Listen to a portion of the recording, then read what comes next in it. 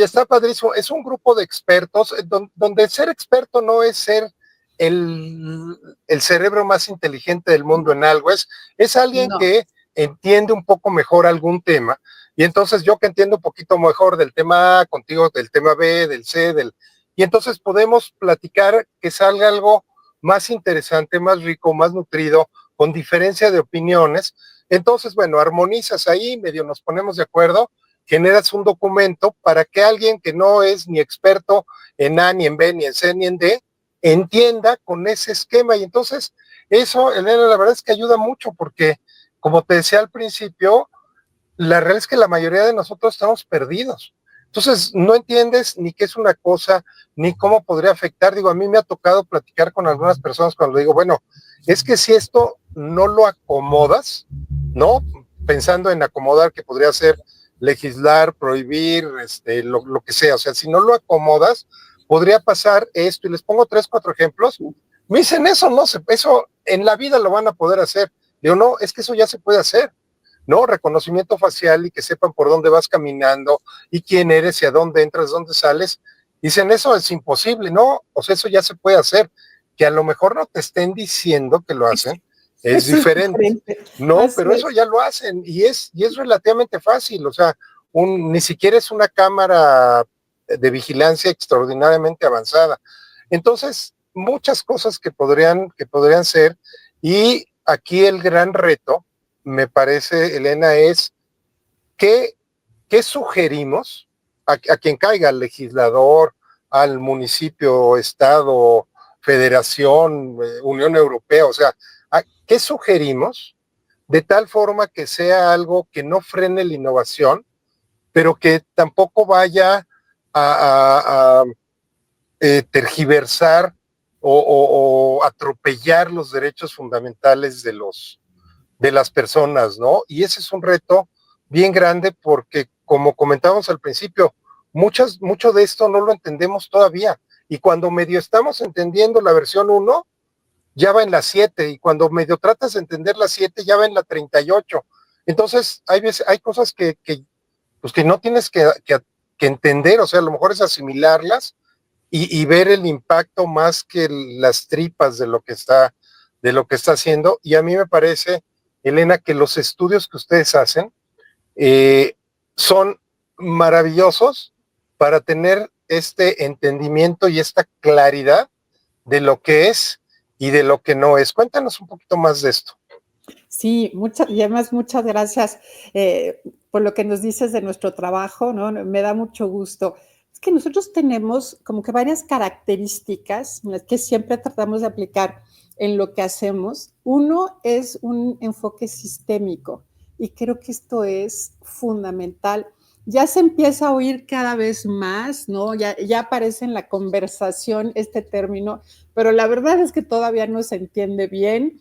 Y es entender la complejidad, sobre todo los fenómenos sociales, los fenómenos tecnológicos y estos tecnosociales, ¿no?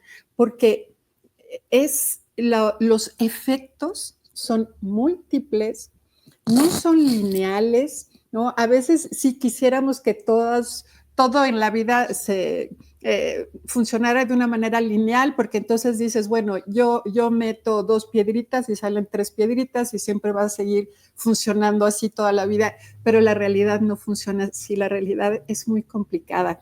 ¿No? Y a veces metes 2 piedritas por aquí y luego no salió nada o salieron 4, pero dentro de 5 días. ¿Por qué? Pues porque hay muchísimos elementos alrededor que hay que contemplar también, ¿no? Y siempre tenemos este enfoque sistémico y que te hace que el análisis sí es un poco más difícil, claro, porque tienes que entender muchos elementos para decir, por ejemplo, a ver, esta tecnología, la inteligencia artificial, ¿va a ser benéfica o nos va a afectar? Bueno, es que puede ser todo, depende de cómo la aplicamos. Y ahí está lo sistémico también, ¿no? En que la usamos, bajo qué principios, bajo qué criterios, en qué tipo de condiciones, porque el mismo sistema de inteligencia artificial va a tener un resultado aplicado para una función en un país con un conjunto de personas en ciertas condiciones y va a tener otro efecto totalmente diferente si lo aplicas en otro momento, en otro país, bajo otras circunstancias. Y por eso tenemos que tener un análisis un poco más completo y entender cómo se relacionan todos estos factores. O si vas a un país donde hay un menor nivel de escolaridad, donde hay menos recursos, donde el Internet es malo, donde no todas las personas tienen acceso. En México, por ejemplo, que no saber inglés, que también se vuelve un elemento importante en esta ecuación. Ahora que nos damos cuenta que pues también los sistemas de inteligencia artificial muchas veces entrenados con contenidos que de origen vienen en inglés de culturas de otros países con otras realidades, pues nos van a dar en ciertas circunstancias, no nos van a ser tan útiles, ¿no? En México, no para todo, hay cosas que en donde no importa, ¿no? Porque son ciertas funciones, ciertas aplicaciones, pero hay otras donde sí importa. Eh, y nuestro enfoque siempre es sistémico. Eso requiere que hagamos siempre equipos amplios para los estudios que hacemos, para tener consultas, ¿no? Con diferentes perspectivas, que es lo que te decía, ¿no? Porque si no, pues todo lo que hagamos, todo lo que haga yo va a tener un enfoque económico y pues la economía no te da para tanto, es importante, pero no es la única perspectiva relevante.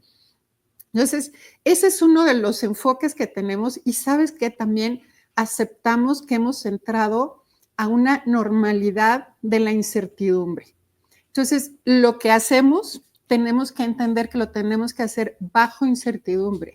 Entonces, ¿cómo planear? ¿No? ¿Cómo sí prepararnos para el futuro, entendiendo que hay información que no vamos a tener, ¿no? Y que cuando tengamos la que nos hace falta hoy, entonces va a surgir otra, pero no la vamos a tener en ese momento tampoco.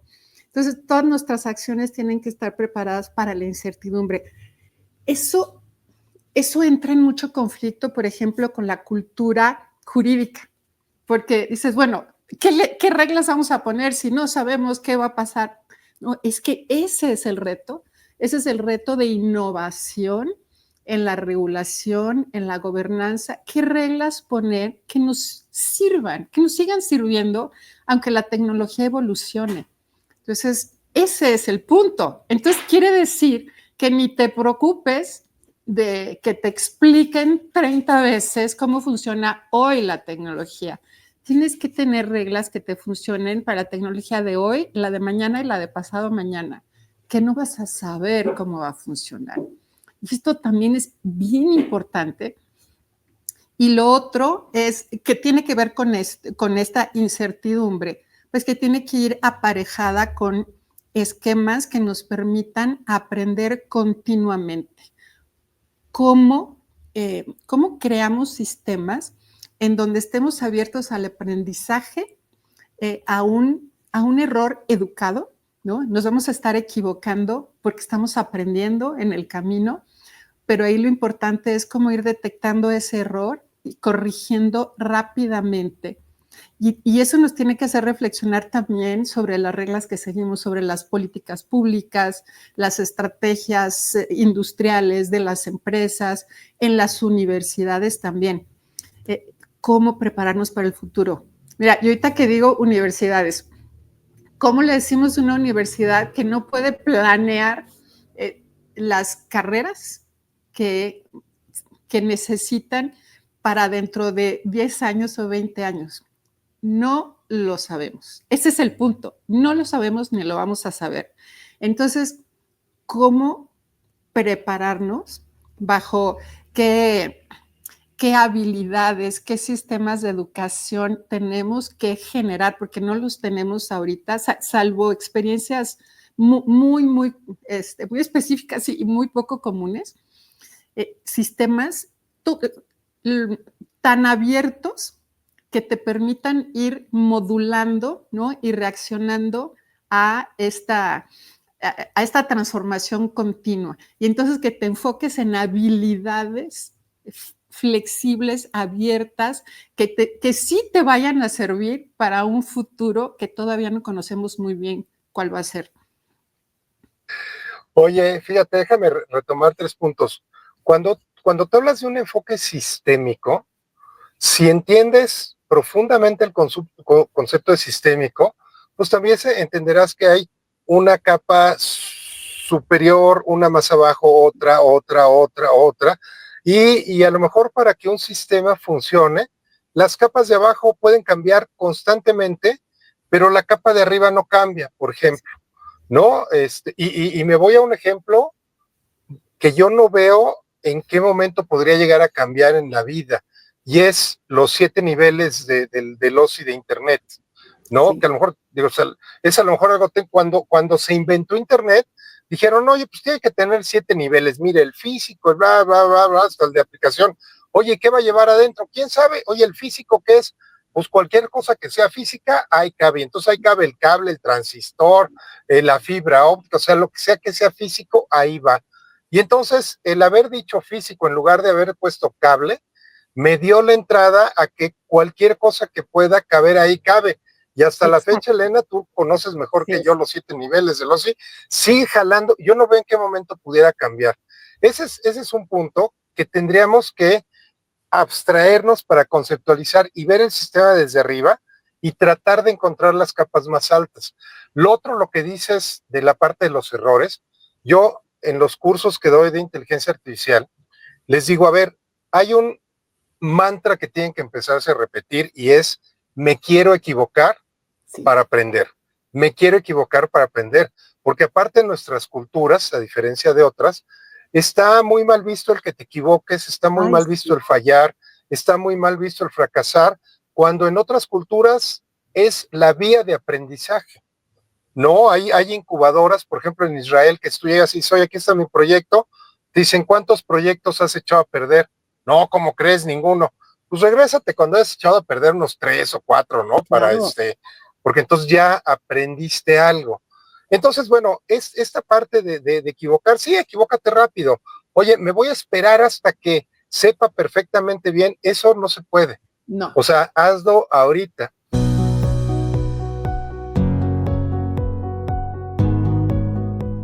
¿Te gustaría hablar de vino con seguridad, disfrutarlo con conocimiento y convertirte en un verdadero experto? Soy Vino es un programa completo diseñado para transformar tu relación con el vino. Con nuestros ebooks y cursos online on demand, aprenderás desde la historia del vino hasta cómo catar, maridar y apreciar cada copa como un profesional. No importa si eres principiante o entusiasta, aquí tienes todo lo que necesitas para dar un gran paso. Y créeme, será un cambio positivo para tu vida. Haz clic en el link de la descripción y comienza hoy tu viaje en el mundo del vino. El conocimiento te está esperando.